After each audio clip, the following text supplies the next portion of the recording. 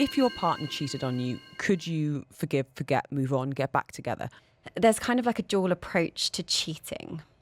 One side, one side is the relationship ultimately degrading somehow, some way over time? So the cheating is then a symptom of... Exactly. Is it a consequence exactly, or is it the cause? Okay. And on the other side, it could be the cheater themselves fighting their own whys or, attachment systems or things going on there. So there's like a two-way pronged approach to it.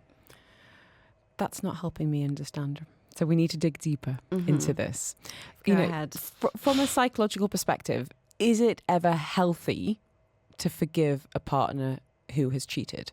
And I guess that's a way of bringing one of our favourites, Esther Perel, into the conversation, who has written and spoken extensively saying for some couples, actually infidelity can be a really positive thing. Yeah, exactly. So look, I think if a relationship has been failing over time, cheating can be almost like that final death nail within the relationship. And it's almost an excuse to just say, okay, this is my way out. I'm choosing to sabotage it because maybe ending it, maybe getting a divorce or breaking up is hard.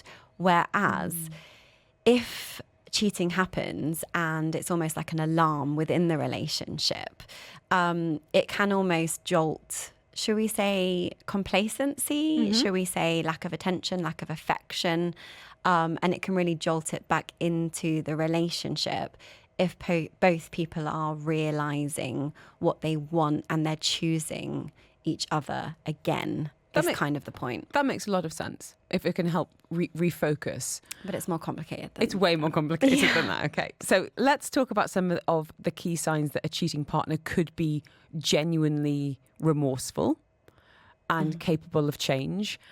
And I guess even before that stage, about transparency in the aftermath of cheating as well. How the infidelity comes to light. That must be a really important part of the conversation. Yeah, absolutely. I'm a big believer in saying to my clients, 80% of my clients come to me because they've either been cheated on in the current relationship or in their past relationships, or they know somebody and it's impacting them because there's been a breakdown within the community or the tribe, shall we say. So when it comes to what does it look like in terms of the cheater, now, is it once? Has it happened one time? Is it premeditated? Is it not? Do we capture lots of data points where it becomes a pattern and they're choosing to be that kind of person in this relationship over the long time? And again, every story is very different because we need to actually define, Helen, what cheating is. Ooh, okay.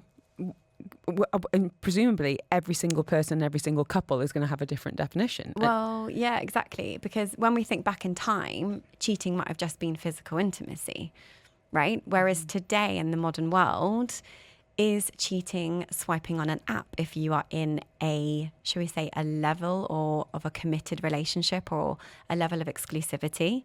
Is it swiping? Is it reconnecting with an ex-partner? Okay, that's outside of maybe co-parenting realms. Is it watching digital adult content, should we call it? Or interacting with someone who works in that space? Absolutely. Is it just flirting? Does it actually have to be touch? Does it have to be a kiss? Does it have to be the full-blown physical intimacy to start decaying trust within a partnership? Which then leads to the question of when do you as a couple define what cheating is? When do you say, this is my line. I am not okay with you liking someone else's bikini shots, or I'm not comfortable with you messaging your ex-boyfriend and not talking to me about it. Absolutely. And this is where every single couple and the individuals within that couple are unique and need to have these tough conversations. Like, what is exclusivity to you? What is cheating to you?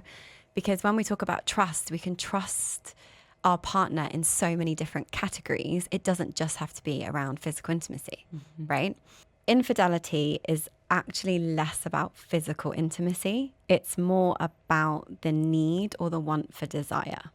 Okay. And is that to be desired, to be seen, novelty? Well, exactly. It could be, I want to be desired. I want to be wanted. Maybe I'm not feeling that in my current relationship.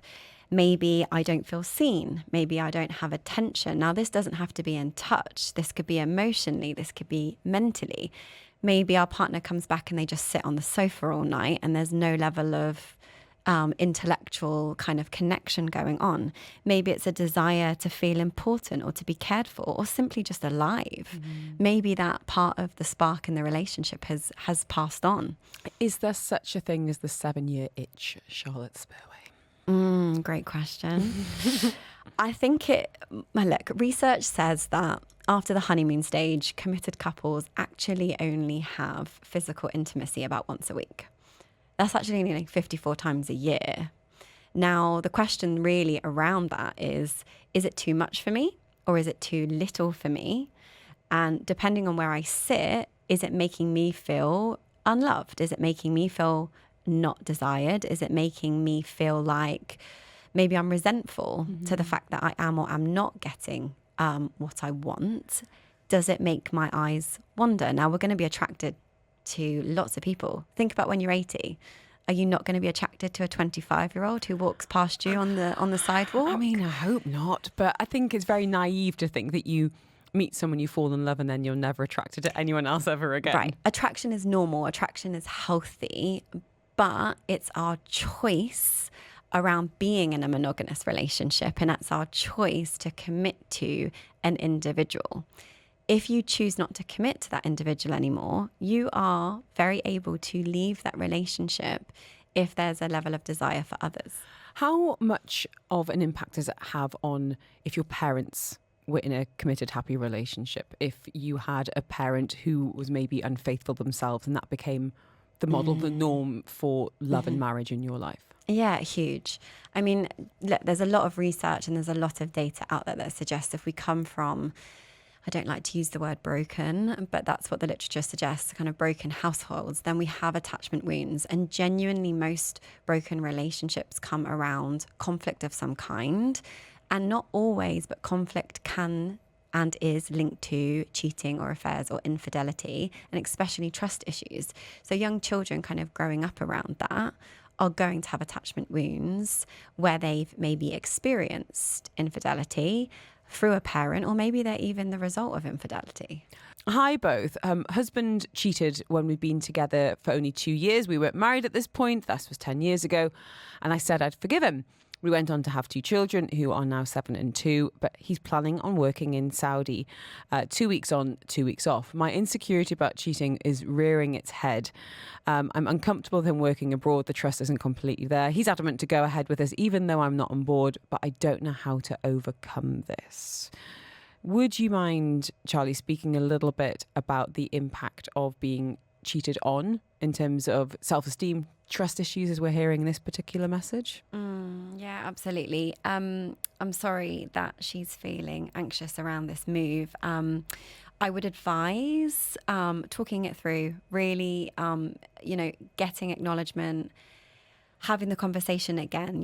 When somebody is breaking trust or when they have cheated, it's really important that you can see genuine remorse. It's really important that they're holding space for you to push and pull them in whatever that time frame looks like for you, to keep asking questions, keep going over the questions. Because if the person who has, I don't like to use the word being the perpetrator, but let's just say that, if they're not holding space and they're not being accountable and they can't sit within their own guilt and shame, it's more of an impact on my own discomfort rather than holding the discomfort of what I've put you through. And that's a huge necessity for trying to rebuild and overcome a trust issue. Is this idea of being dismissive, of belittling, or you said you were going to forgive this and you're not?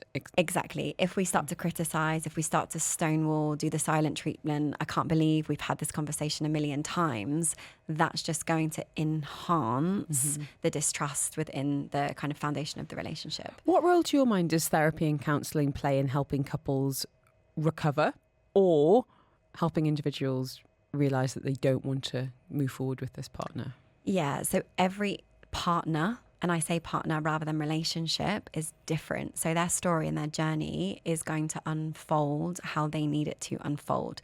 some people have the ability within a relationship to communicate effectively to rebuild after distrust. Some couples, however, maybe they criticize, maybe they defend, maybe they hold contempt, maybe they stonewall. Those kind of partners who are unable to communicate will never be able to rebuild an attachment wound, as it were. It's interesting because I had friends who there was an infidelity in their relationship, and they went for counselling, and the person who was cheated on was very much expecting that therapist to go, "You're the bad guy, you're the good guy." And I'm being very careful to not gender this, but they were very surprised by that, because what that therapist was saying was basically, you've both played a role in why you're sitting here together. And yes, they are the person that was ultimately unfaithful, but you need to understand that there will have been actions and emotions and a build-up to that outcome. And both people need to take some responsibility. And they were quite surprised by that. Yeah, so remember earlier when I said there's a dual approach? Look, we all pay 50% of, our part in a relationship. Now, maybe our 50% is completely okay, and in a circumstance, maybe it is the cheater's stuff, the cheater's wise. If they're more avoidantly skewed, for example, they are going to deliberately look for sabotage and disconnection from their committed partner. Right, physical intimacy for them can be really uncomfortable, so it's easier in casual relationships, right? So depending on the gender gap, it's interesting because actually it's something like 3 to 7% gap. Actually, it's really minor between whether men cheat or women cheat in committed relationships, and that's changing as we, should we say, modernize society? Or digitize. And we're not going to have time to actually debate this fully, but it was interesting. So I had a message here saying, I've had a conversation with my husband recently talking about, is it the same to have an interaction with a virtual cam girl or someone in real life? I say the results is the same. I'd be leaving. He says there are different levels. I think, infidelity hits differently, but all interactions are worthy of leaving. So it's really interesting to think about how infidelity in the modern world is changing conversations, is blurring lines.